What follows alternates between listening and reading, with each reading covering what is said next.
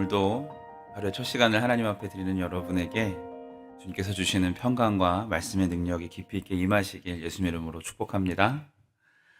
민수기 첫 번째 시간입니다. 36장까지 있는 민수기는 말 그대로 민수, 백성의 수라는 뜻이죠. 그러니까 제목처럼 1장과 또 26장에 두 번의 인구 조사가 있는데, 광야에서 백성들의 조직을 재정비하고 약속의 땅으로 들어가는 과정을 그 인구 조사를 통해서 조직을 하는 그런 과정을 기록한 책입니다. 1장에 보면은요, 인구조사 했을 때, 레위인을 빼고 60만 3,550명이 등장하고, 26장 뒤에 가서 조사했을 때는 60만 7,130명이 됩니다. 가데스 바네아 정탐 사건 이후에 하나님께서 20세 이상의 백성 모두를 광야에서 죽게 하시고, 또 그만큼 그 인원 그대로, 그거보다 조금 많지만 어쨌든 그대로 태어나게 하신 은혜를 여러분이 보고 계십니다.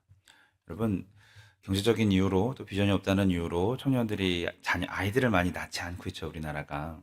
근데 만약에 40년 동안 땅이 없고 일할 수 있는 뭐 직장도 아무것도 없고 먹을 수 있는 음식도 풍족하지 않고 그런 세월을 지내야 한다면 인구는 어떻게 될까요, 우리나라는?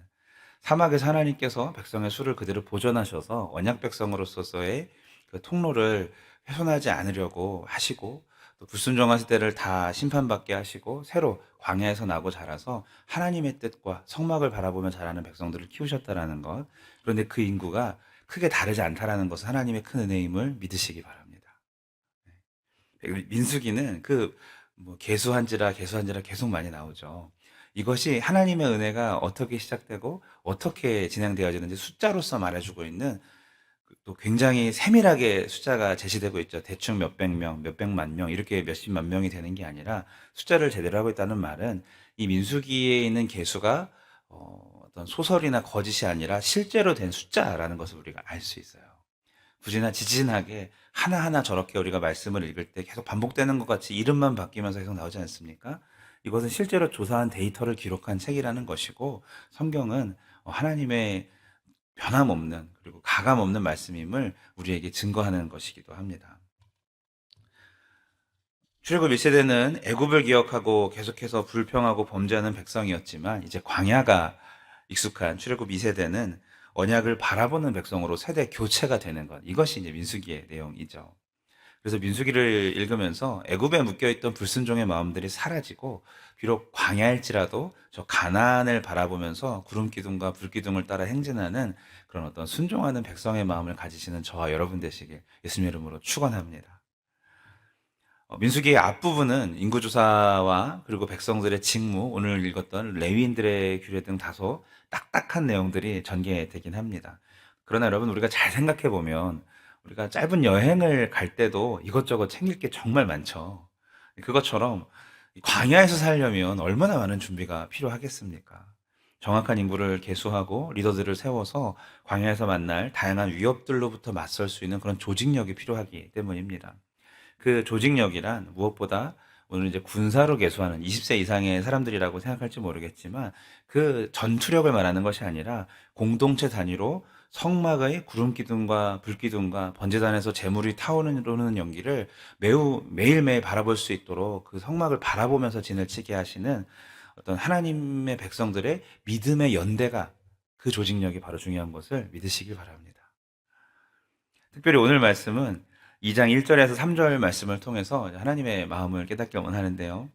여러분, 우리나라는 그 동서남북 중에서 어디를 되게 중요하게 여깁니까? 남쪽을 중요하게 하죠. 집을 지을 때도 남향, 살 때도 따뜻한 빛이 들어오는가, 이런 일들을 많이 하는데, 이스라엘은 그 해 돋는 동쪽을 굉장히 중요시하게 여깁니다. 방향의 기준을 말해요. 성막의 모든 문들이 다 동쪽을 향해 나아 있고, 모세와 아론과 다른 제사장들도 오늘 말씀 봤더니 회막 동쪽에 위치하고 있는 것을 우리가 읽었죠. 그리고 이스라엘이 행진할 때도 항상 동쪽에 있는 첫 지파가 먼저 행진을 출발하게 하셨습니다. 오늘 읽은 말씀에도 남쪽, 서쪽, 북쪽은 그냥 이렇게 써 있는데, 동쪽은 동쪽이라고 써 있지 않고 뭐라고 써 있죠? 3절 말씀을 보니까 동방에 해 돋는 쪽이라고 나오고 있죠. 동쪽만 그렇게 특별하게 기록을 합니다. 아시다시피 여러분 성막을 봤을 때 이렇게 성막이 있으면 동쪽의 유일한 문이에요. 회막의 유일한 문. 바로 예수 그리스도를 예표하고 상징하는 그 문을 말하는 것인데 동쪽 때는 찬란한 태양처럼 어둠을 이기는 그 빛을 마주하듯이 추위를 이기는 온기를 맞이하듯이 그리스도를 통한 하나님의 경륜을 바라보게 하신 하나님의 특별한 뜻이죠. 그래서 우리가 아까 우편에 근을 내신다라는 말씀도 동쪽을 기준으로 살기 때문에 동쪽에서 우편이면은 아래쪽이죠, 그렇죠?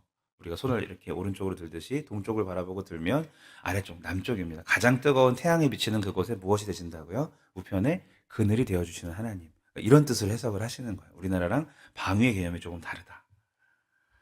자, 그렇다면 이제 퀴즈. 예수님은 어느 지파시죠? 네, 유다 지파이시죠. 그래서 유다 지파가 동쪽에 위치할 뿐만 아니라 행진시에 가장 앞장서서 성막을 포함한 이스라엘 전체 백성을 이끌게 하신 하나님의 은혜가 있는 것입니다. 그런데 여러분, 유다는 사실 백성을 이끌 장자의 직분이 아니었어요. 장자가 아니었어요. 그 순서를 보면은 르우벤, 시몬, 레위, 유다, 르실의 유였는데 앞에 있는 이 르실에는 어떻게 됐을까요? 서모 빌하와 통간으로 르우벤은 이미 장자의 지위를 누리지 못하게 되었고 시몬과 레위는 세겜섬에서 사륙 사건을 통하여서 또 그 장자가 될 수 없었습니다. 그래서 유다가 실질적인 장자가 되었죠. 하지만 유다도 그 요셉을 그 구덩이에 떨어뜨렸을 때 팔아버리자라고 말했던 사람이기도 하고 또 이 며느리 다말과 불미스러운 사건이 있었기도 했었죠. 그러나 그것을 깨닫자마자 다말이 옳다고 인정했던 사람이 유다였었고 또 애굽에 있는 요셉에게 시몬이 잡히고 또 베냐민을 요구당하는 그런 상황에서 자기가 아버지 앞에 나서서 자기가 이것을 책임지고 스스로 중재하고 담보가 되겠다고 아버지한테 책임감 있게 나섰던 사람이 바로 유다입니다. 책임지는 자세를 가장 먼저 보여준 사람. 한번 따라해 봅시다. 책임지자. 다른 사람한테 기대하지 않고 내가 잘못했던 것들에 대하여서 내가 요셉에 대해서 지은 죄에 대해서 다말에 지은 죄에 대하여서 그것을 인정하고 받아들이고 겸허하게 책임지려는 그런 사람이 유다였다는 것이죠. 그도 연약하고 허물이 많지만 과거를 돌아보며 성장하고 책임지려 하는 사람이 바로 하나님이 쓰시는 사람인 것을 기억하시길 바랍니다. 여러분, 민수기가 출애굽 1세대의 심판과 2세대의 순종을 다룬다 말씀을 드렸죠. 그 2세대들이야말로 이 1세대들이 자기 아버지 세대들이 할아버지들이 자신의 죄를 책임져서 광야에서 요절하는 것을 본 사람들입니다. 책임감이 무엇인지 아는 사람들. 유다처럼 허물투성이일지라도 연약함을 인정하고 하나님 앞에 더욱 순종하시는 저와 여러분 되시길 축복합니다. 말씀을 맺습니다. 누구든지 그리스도 안에 있으면 새로운 피조물이라 이전 것은 지나갔으니 보라 새 것이 되었도다. 우리를 책임지시는 예수님처럼 책임감 있게 우리의 그 목장을 돌보고 교회를 돌보고 가정을 돌보고 우리의 삶을 돌보시는 저와 여러분 되시길 예수님의 이름으로 축원합니다. 네, 기도합니다.